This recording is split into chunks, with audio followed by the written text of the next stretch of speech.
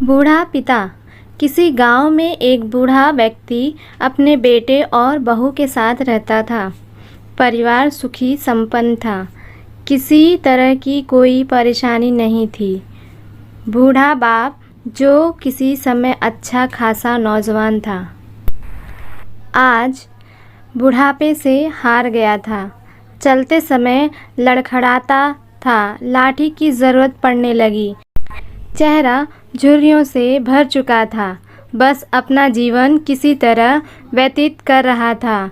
घर में एक चीज़ अच्छी थी कि शाम को खाना खाते समय पूरा परिवार एक साथ टेबल पर बैठकर खाना खाता था।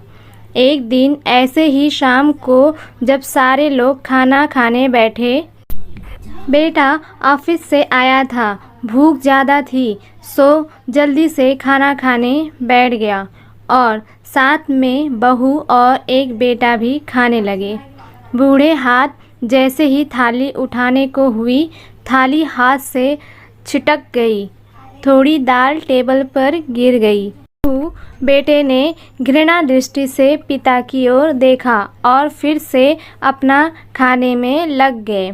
बूढ़े पिता ने जैसे ही अपने हिलते हाथों से खाना खाना शुरू किया तो खाना कभी कपड़ों पे गिरता, कभी ज़मीन पर।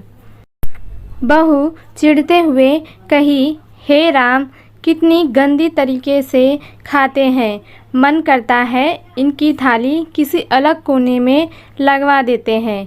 बेटे ने भी ऐसे ही सिर हिलाया जैसे पत्नी की बात से सहमत हो।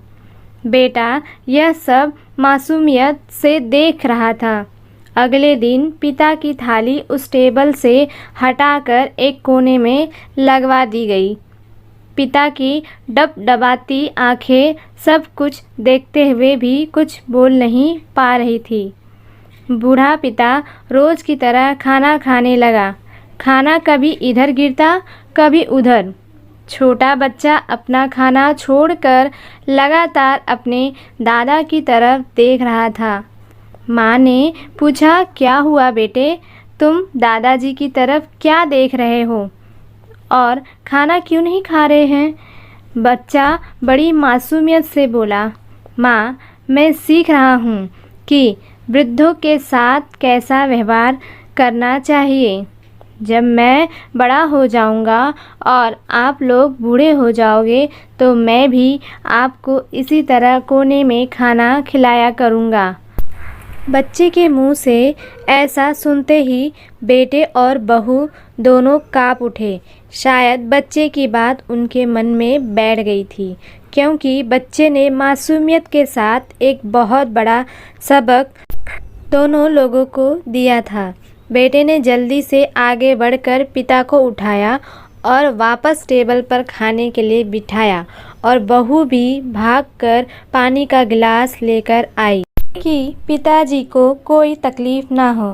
दोस्तों, आपको ये कहानी कैसी लगी कमेंट करके ज़रूर बताइए।